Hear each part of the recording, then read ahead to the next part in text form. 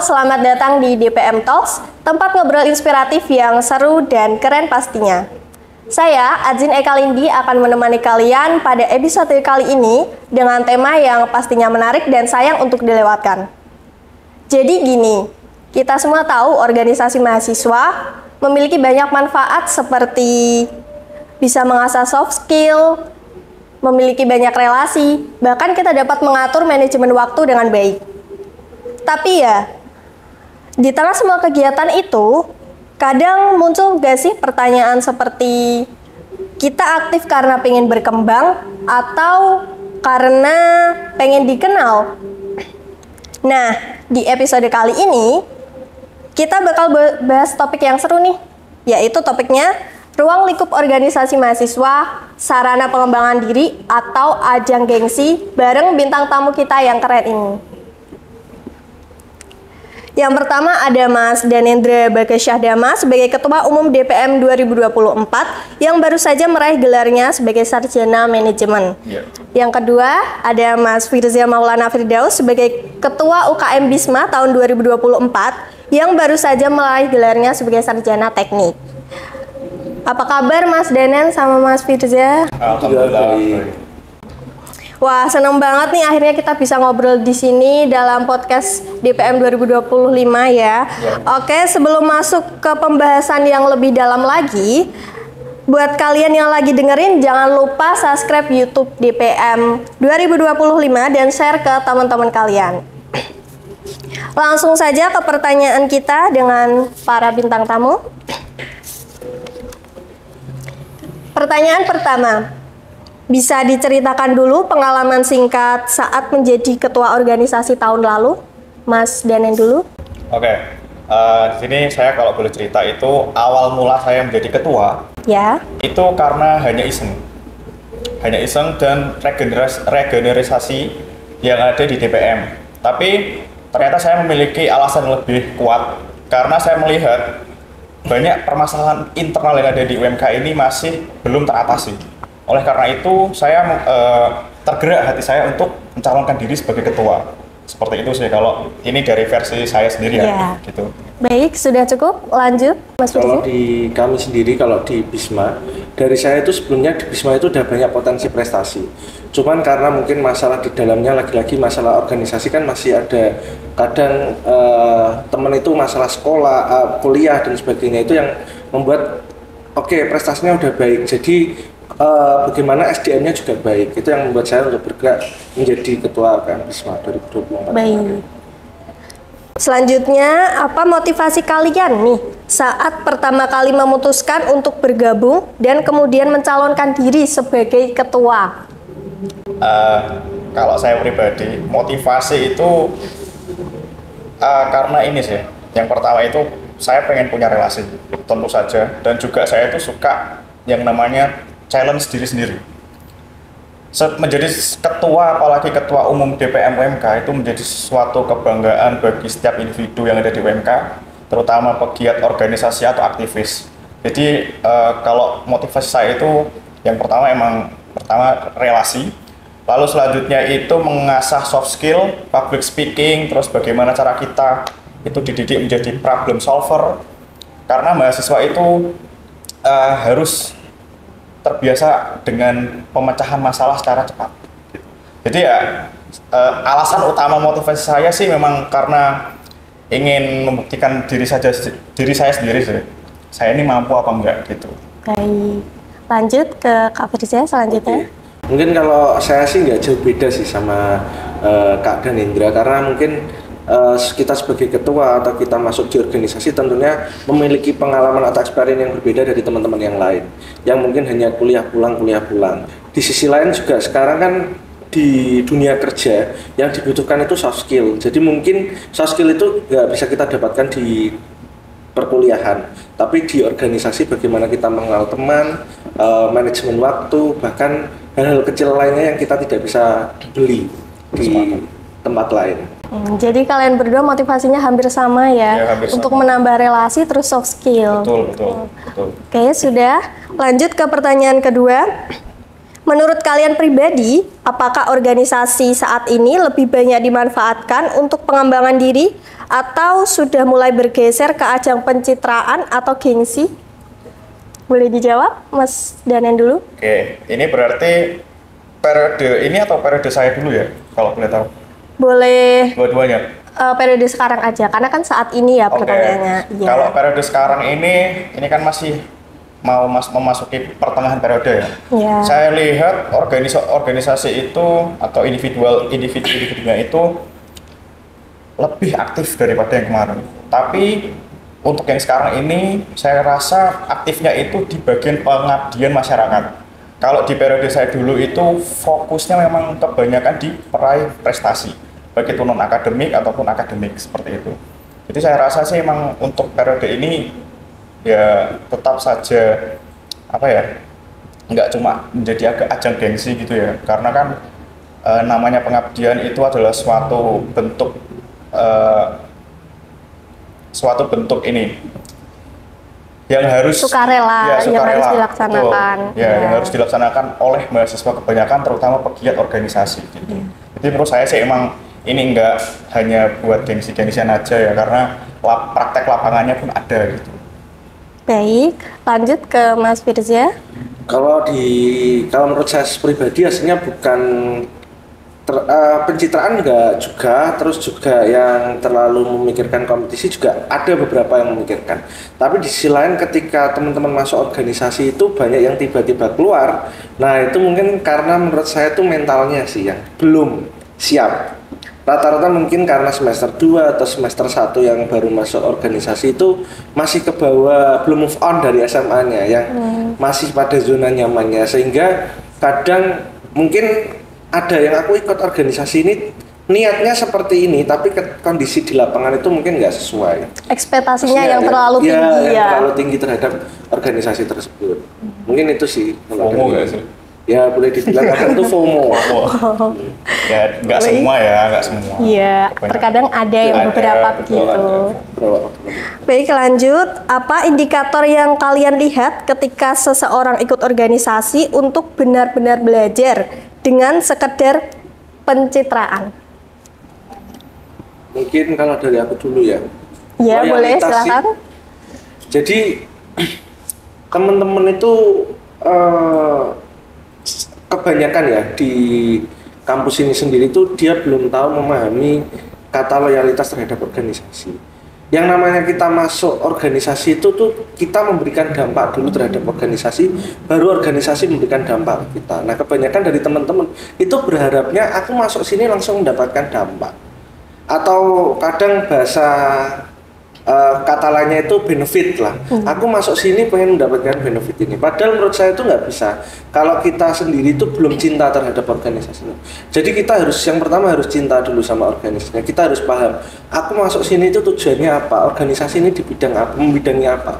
Dan saya itu masuk komisi atau di bidang ini udah sesuai belum? Nah, setelah kita nyaman, setelah kita cinta, setelah kita memberikan dampak ke organisasinya, baru kita mendapatkan dampak yang lebih. Dan kadang teman-teman di organisasi itu kalau tidak sesuai ekspektasi ya akhirnya atau memburu yang pokoknya aku harus dapat benefit ini dulu. Nah, itu rata-rata pasti nggak kuat dan keluar sih. Itu mungkin itu kalau saya sih 50% sepakat ya. Tapi yang namanya mahasiswa itu kalau yang namanya baru masuk dari pengurus sebelumnya itu sudah harus memberikan suatu kenyamanan terlebih dahulu. Dari suatu bentuk kenyamanan tersebut nanti SDM ataupun mahasiswa yang ikut ke dalam organisasi kita itu pasti akan akan loyal dalam seiringan waktu. Karena kalau misalkan mahasiswa itu memang nggak diberikan rasa nyaman di organisasi, pastinya akan keluar. Saya yakin itu, meskipun dia mau seniat apapun, tapi kalau organisasinya itu nggak memberikan rasa nyaman, rasa kepedulian terhadap anggota baru dan lain sebagainya, tetap nggak bisa. Jadi memang salah satu indikator saya memang niat pertama, terus habis itu kenyamanan penyesuaian diri dalam beradaptasi di organisasi baru. Gitu. Karena setiap individu kan yang pertama yang paling dicari itu kenyamanan dulu. Betul, kenyamanan. Sudah sesuai passion apa belum gitu. Lanjut ke pertanyaan ketiga. Bagaimana budaya organisasi di masa kalian memimpin? Apakah lebih fokus ke pengembangan kapasitas anggota atau lebih fokus pada pencapaian? Siapa dulu yang mau menjawab? Saya dulu aja. Baik, silahkan. Alhamdulillah di periode kami 2024 itu organisasi-organisasi semua organisasi yang ada di UMK itu sangat menyumbang banyak prestasi. Bahkan saya pun mendengarnya di media sosial masing-masing itu saya sangat bangga. Salah satunya yang bisa saya sebutkan ya UKM Bisma ini. Iya. Kebanyakan dia itu ikut lomba terus, pencapaian benar-benar pencapaian. Jadi yang mana saya itu sebagai ketua DPM sangat senang kalau Universitas Muria Kudus ini dikenalkan di luar, apalagi mendapatkan prestasi. Iya. Karena kalau misalkan kita mendapatkan prestasi, akreditasi di UMK ini akan Naik. terdorong, akan naik. Karena kan yang namanya akreditasi itu ya salah satu faktornya memang dari prestasi mahasiswa, seperti itu. Dan tidak lupa juga yang namanya pencapaian, pasti ada yang namanya proses, yang nggak jauh-jauh dari pengembangan internal organisasi tersebut. Jadi memang dua-duanya jalan di periode kami, dan alhamdulillah memang kami mendapatkan banyak apresiasi melalui saya, bahwa Bapak Ibu pimpinan atau rektorat itu bangga atas prestasi-prestasi yang diraih oleh orma-orma yang lain. Seperti kemarin kan ada Mapala yang juara 2, terus ada Sekam yang Peksimida itu bronze medal, dan dari ini Bisma, intinya banyak, dari UB juga ada yang ikut PKN dan sebagainya. Menurut saya emang saya bangga sih, emang bangga banget di periode 2024 itu banyak yang menyumbangkan prestasi untuk kampus ini. Gitu. Berarti kalau dari Mas Danen di organisasi DPM dua-duanya ya, kapasitas betul. Anggota dan juga pencapaiannya. Oh ya Kak, itu kan mohon maaf ya. Tadi itu saya menceritakan di organisasi lain. Ya. Kalau internal saya sendiri itu memang saya kembangkan baik secara akademik, ya saya dibantu oleh rekan saya juga kebetulan di sini mengikuti lomba-lomba juga. Terus habis itu untuk pencapaian itu sebenarnya DPM itu nggak perlu pencapaian sih, karena tugas DPM itu adalah kalau di periode saya itu ingin menyelesaikan permasalahan di internal terlebih dahulu. Bahkan kami nggak sempat ini memborong banyak prestasi itu enggak, memang saya akui, tapi saya rasa sudah cukup pencapaian kami itu menyelesaikan berbagai problematika yang ada di kampus, baik secara mahasiswa ataupun organisasi.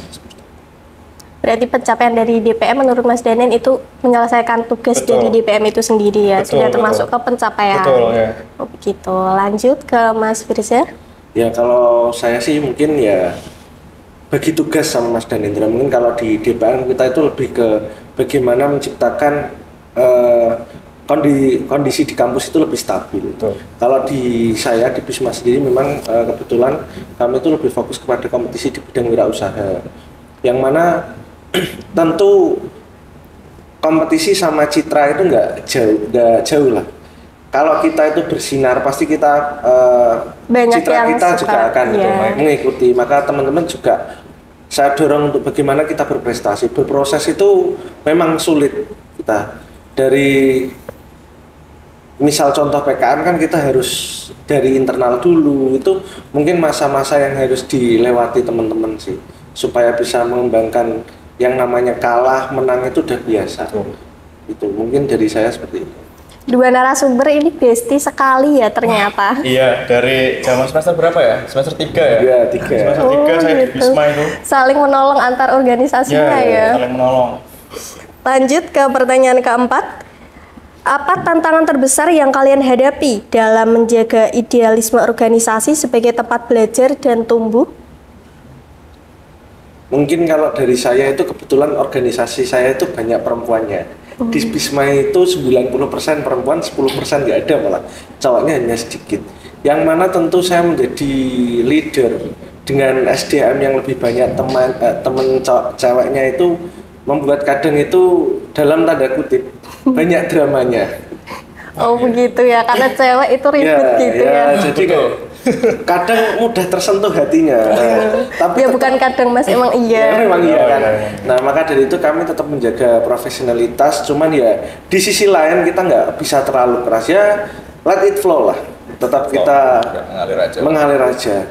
Yang penting tetap kita bahwa kita punya target, kita punya jalur, kita tetap di on the track lah di jalur tersebut, nggak belok. Walaupun proses kita lama itu kalau saya nggak masalah, yang penting prosesnya bukan hasilnya. Kalau saya Selanjutnya, Kalau dari Mas Daniel. ya, kalau saya sendiri jadi ketua DPM itu tantangan terbesarnya adalah bagaimana cara seorang ketua umum itu mengambil suatu keputusan yang bersifat menyeluruh bagi mahasiswa ataupun organisasi.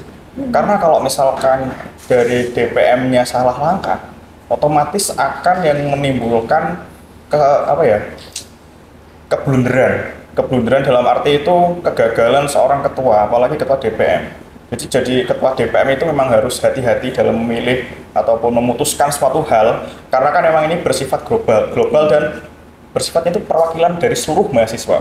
Seluruh mahasiswa wajahnya ya DPM, karena kalau misalkan DPM-nya salah langkah kan ya pasti akan paling disalahin toh, dan merasa nggak enak juga dan lain sebagainya. Oleh karena itu sih memang saya setiap ada keputusan yang sulit saya rapatkan dengan anggota-anggota saya dan lain sebagainya, ya biar semua itu tahu dan melihat berbagi jawaban di masing-masing sudut pandang kayak gitu. Selebihnya nggak ada sih, mungkin itu aja. Dan dulu periode saya emang saya buat ngecil, Santai betul, gitu santai, ya. betul santai tapi serius, bukan santai tapi nggak serius ya, santai tapi serius gitu. Berarti Mas Daniel ini dalam organisasinya seperti presiden dalam negara gitu ya? Bukan presiden. Kalau di DPM itu kami sebagai DPR RI, ketua umumnya ya kayak Bu Puan seperti Oh itu. iya, Ya, yang memutuskan keputusan. betul. Baik, lanjut ke pertanyaan selanjutnya. Ya. Apakah kalian pernah menghadapi anggota yang tidak aktif atau terlihat pasif? Lalu, bagaimana cara kalian menyikapi? Silakan, Silakan. siapa dulu? mungkin kalau saya sendiri sih tentu banyak yang seperti itu, banyak yang tiba-tiba pindah ke organisasi lain, yang tiba-tiba nggak ada, tiba-tiba ya Bilang melakukan kabar, banyak hal, gitu, ya. di WA nggak bisa, itu sudah biasa lah kalau di kami. Mungkin kalau treatment yang pertama ya tetap kita komunikasi sih, kita WA, coba kita temui atau kita ajak ngobrol dulu. Tapi memang kalau udah nggak bisa kan kita nggak bisa memaksa, karena terkadang hal tersebut itu kalau kita paksakan malah memberikan dampak yang buruk ke dalamnya, betul. kepada teman-teman. Iya. Kita paksakan akhirnya dia bertahan, ternyata yang bermasalah itu dia sendiri. Nah itu kadang yang malah meracuni rekan-rekan yang lain kayak gitu. Jadi saya itu ya sebisa mungkin kita pertahankan, kalau nggak bisa ya udah, namanya juga people come and go itu. Wih, Ya. kata-kata hari ini, Iya. people come and go. Lanjut untuk Mas Daniel. Kalau saya sendiri itu memang nggak ambil pusing ya. Yang pertama itu kalau dari saya sendiri itu membuat yang namanya peraturan kebijakan dewan. Kebijakan dewan ini itu bersifat perorangan, per anggota dewan ini memiliki poin. Misalnya ya, masing-masing dewan itu saya kasih poin pertama 100. Nah, dengan poin itu kalau misalkan sampai berkurang 50 karena dia nggak pernah ikut rapat dan lain sebagainya, saya berikan SP1 dulu. Memang betul sama, ikut komunikasi terlebih dahulu. Tapi di DPM caranya lebih tegas seperti itu. Jadi kalau misalkan ya adalah studi kasus yang SDM ini itu nggak aktif, benar-benar nggak aktif dan saya keluarkan, ada. Dan itu dialami semua organisasi juga terkait dengan SDM yang hilang-hilangan ya. Ya. Sampai sekarang juga masih diterapkan ya untuk nilai per poin-poin gitu. Oh, ya iya. di angkatan saya 2025 ini Diterapkan juga? diterapkan. Iya, Oh, ya, ada berarti nilai itu poin-poinnya. turun-temurun ya? Iya. Oke, terima kasih buat ketua umum yang sekarang. Iya. Poin. Selanjutnya, pertanyaan selanjutnya yang keempat. Apa tantangan terbesar yang kalian hadapi dalam menjaga idealisme organisasi sebagai tempat belajar dan tumbuh? Itu dia problemnya. Belum. Belum ya? Belum. Tantangan terbesar yang kalian hadapi untuk menjaga idealisme. Kalau tantangan terbesar itu yang pertama sih emang kembali ke pengurus-pengurus yang inti ya. Kalau pengurus yang intinya itu nggak bisa ngasih ilmu yang benar, terus habis itu nggak bisa ngajarin adab dan etika dan lain sebagainya, itu saya rasa gagal. Itu yang pertama.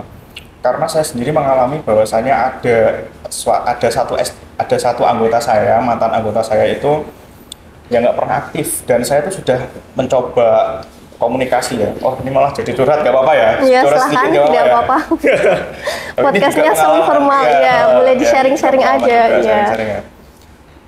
Ini tuh mahasiswa ini tuh unik, anggota saya tuh unik, dihubungi nggak mau, dan sebagainya nggak mau. Nah oleh karena itu ya, saya ini berkaca diri, apakah saya ini sebagai ketua tuh kurang dalam memberikan ilmu-ilmu yang lain gitu, ilmu relasi dan lain sebagainya.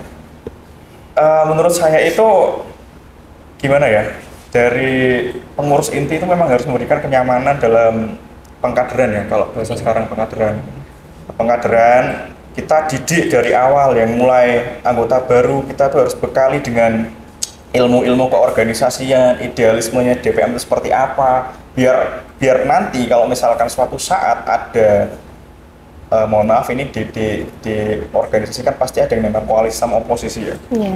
Kalau yang oposisi itu menyerang, kita bisa bertekad di situ, jadi nggak goyah sama sekali. Jadi kita emang harus memberikan apa ya, ruang untuk pengkaderan secara serius dan betul gitu. Biar agar apa ya, buat jaga-jaga kalau suatu saat DPM itu dilanda berita hoax dan lain sebagainya, terus diserang secara sepihak, kan nggak ada yang tahu. Iya. Makanya Buat jaga-jaga. buat jaga-jaga, betul, buat jaga-jaga aja. Ya mungkin itu sih. Selanjutnya dari Mas Firza. Kalau dari saya itu tantangan aslinya ada dua, dari dalam maupun dari luar. Mungkin kalau dari luar dulu itu ya mungkin walaupun kita dalam satu kompleks ya di organisasi sama teman-teman UKM yang lain tentu, tapi bahasanya itu semakin tinggi pohon pasti anginnya semakin kencang. Nah itu memang terjadi di Bisma. Karena di Bisma sendiri itu aslinya ya mungkin kita berteman secara apa ya, lahir dan batin kita berteman, tapi yang namanya apa ya, saingan, jiwa kompetitif kan tetap ada. Nah untuk itu sih menyikapi hal tersebut saya sih yang penting tetap fokus aja sih. Apa yang kita kerjakan, mau orang lain bicara ini, mau nyerang ini, selagi kita benar dan selagi kita itu mengusahakan hal yang baik itu pasti ada jalan. Dan kalau yang masalah yang ada di internal mungkin untuk merangkul teman-teman atau pengkaderan seperti yang disampaikan Mas Danan, kalau saya jadi ketua, intinya jadi ketua itu harus mau belajar, nggak menutup telinga. Betul. Jadi kita tuh sama anggota itu juga kita harus saling komunikasi, saling share lah. Terbuka. Iya, terbuka. Jadi ada problem apa, kita berusaha untuk mengajak supaya dia juga tahu, menjadikan itu sebagai pembelajaran bahwa oh kalau ada masalah ini tuh penyelesaiannya seperti ini. Dan kita juga ngerasa gimana ya, ngerasa kita itu nggak one man show gitu loh dalam organisasi. Oh aku punya anggota, aku punya SDM yang ternyata juga dia oke loh, nggak ternyata harus apa-apa tuh saya sebagai ketua. Mungkin gitu. itu sih. Tapi kalau saya boleh menambahkan ya, ini Boleh, kan silakan. dari DPM kan memang fokusnya kan nggak kompetitif, jadi media pembelajaran kami memang berbeda ya Pak ya. Iya. Yang ini kan fokusnya ke kompetitif, jadi bagaimana cara menyusun proposal yang baik dan benar dan lain sebagainya. Iya. Kalau di DPM itu kebanyakan saya emang ilmu-ilmu organisasi meranah ke politik sih, politik mahasiswa. Jadi emang saya sepakat tadi apa yang diomongin sama Mas Firza, bahwa di organisasi itu memang harus adanya kenyamanan pengkaderan, dan ketua itu memang harus mau belajar juga. Ya mungkin ini teman-teman kalau misalkan ketua-ketua Ormawa yang baru ini nonton, Silakan didengarkan. ya jangan nggak terima kalau misalkan dikritik anggotanya. Itu yang pertama. Dari kritikan itu kita bisa belajar dari kesalahan-kesalahan yang nantinya itu mengakibatkan kita blunder kalau misalkan kita nggak mendengarkan seperti itu. Karena sudah ada kasus-kasus banyak sih di luar sana. Di luar sana ya, nggak di WMK. Kayaknya di WMK aman-aman aja deh. Gitu. Ya. Baik, lanjut ke pertanyaan selanjutnya. Apakah sudah cukup tadi? Sudah cukup. Ya. Ya. Apakah kalian pernah mengalami dilema antara menjaga citra organisasi dengan membangun internal yang solid? Kalau saya enggak sih. Tidak Enggak. ada? Belum sih, belum. Enggak. Nggak pernah sih. Karena alhamdulillah dengan kami membantu mahasiswa, baik Ya. mahasiswa umum ataupun organisasi, citra DPM itu alhamdulillah Baik ya. Ya. baik-baik aja. Dan Bisma pun demikian ya seperti Ya. itu, karena Bisma ini juga menyumbang banyak prestasi juga ya, dan ya jadi citranya tetap baik. Berjalan lancar ya. Baik. Selanjutnya, apa hal yang paling berharga yang kalian pelajari dari pengalaman memimpin organisasi? Silahkan. Dulu ya. Iya.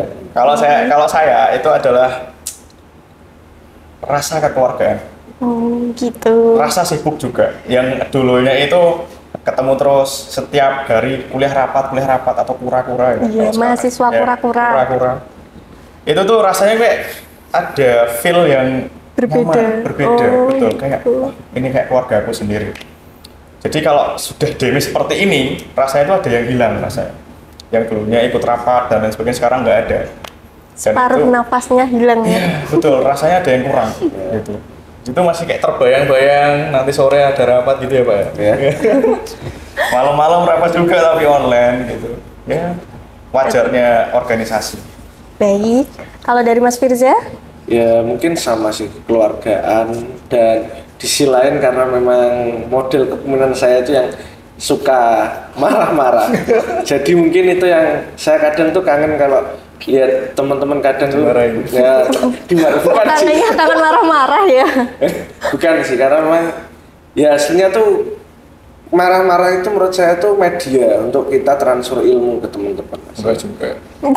Aslinya enggak juga. Nggak, aslinya Tapi nggak mungkin juga. cara-cara. Caranya ya. Tapi Salah kita satu kalau cara. marah itu enggak yang nganu kok. Marahnya kadang tuh ya Malah yang membangun ya. Iya, marah yang membangun. Siap. Kalau marah silent treatment kan ilmunya nggak tersampaikan. Oh iya betul. Oh betul, begitu. betul. Berarti marahnya ngoceh. Iya, Ngoceh. ngoceh.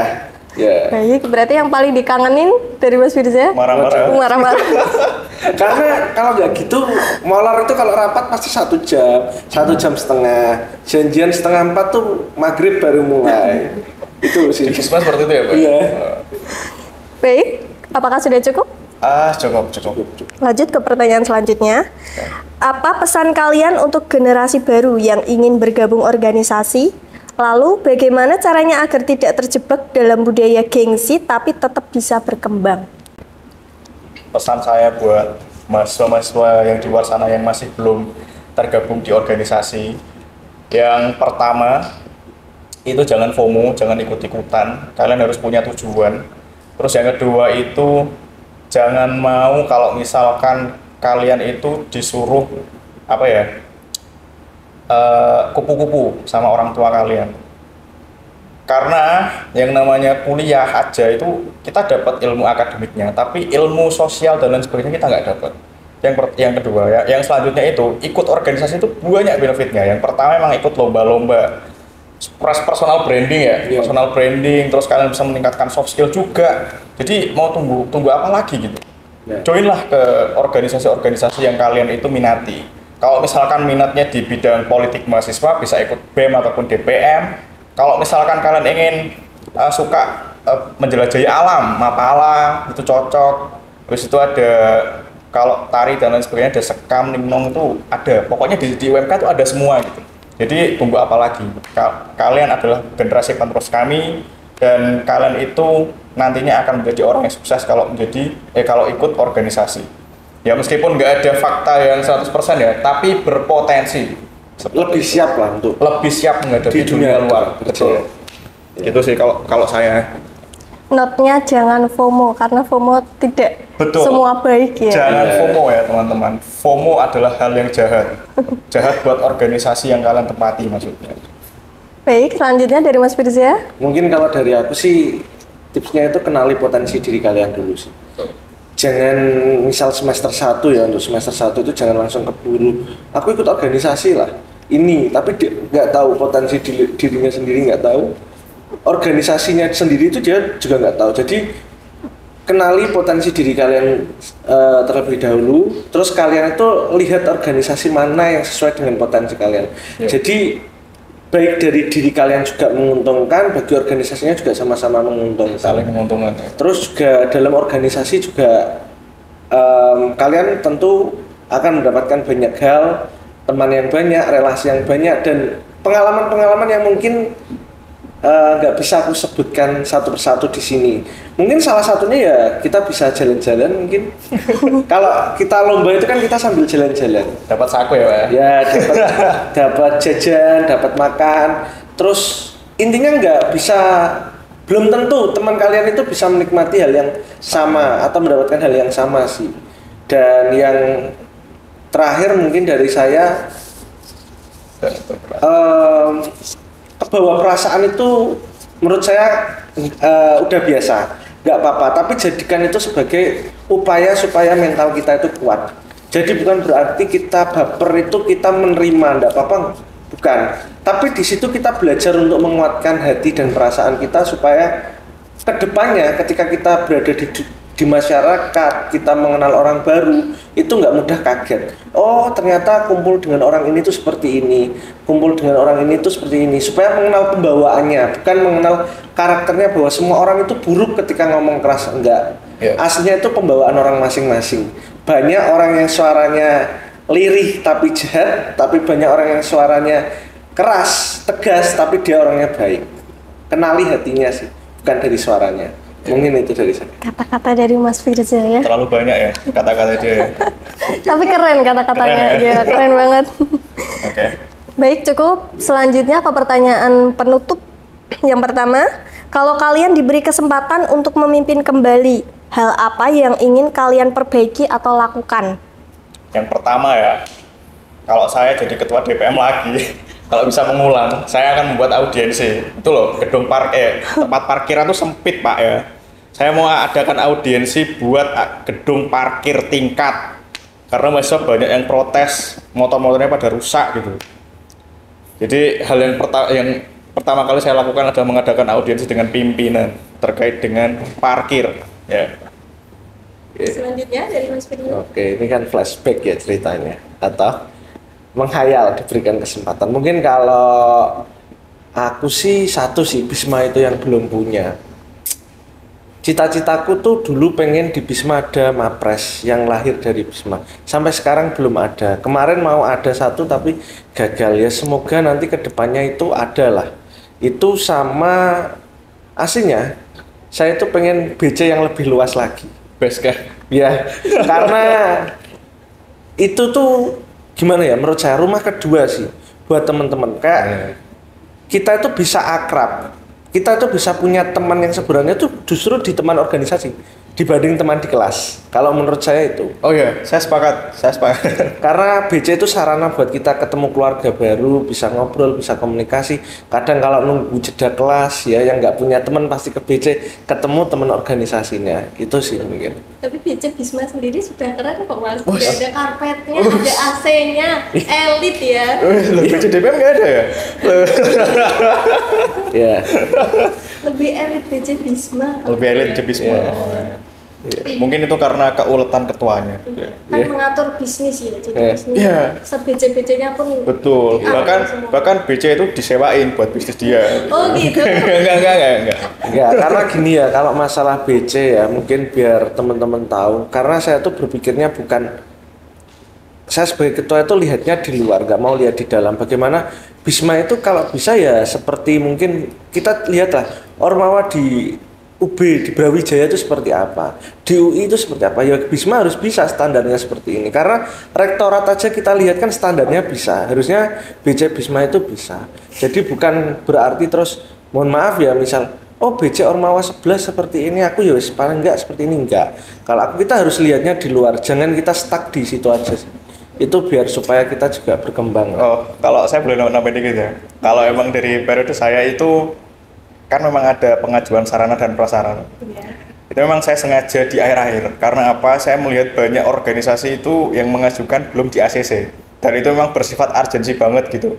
Kayak ormas-ormas sebelah membutuhkan kayak kamera dan lain sebagainya. Itu menurut saya bilang kepada anggota inti saya, terutama ke sekretaris, untuk jangan membuat ajuan dulu biar mereka aja, karena kan itu dibagi-bagi gitu.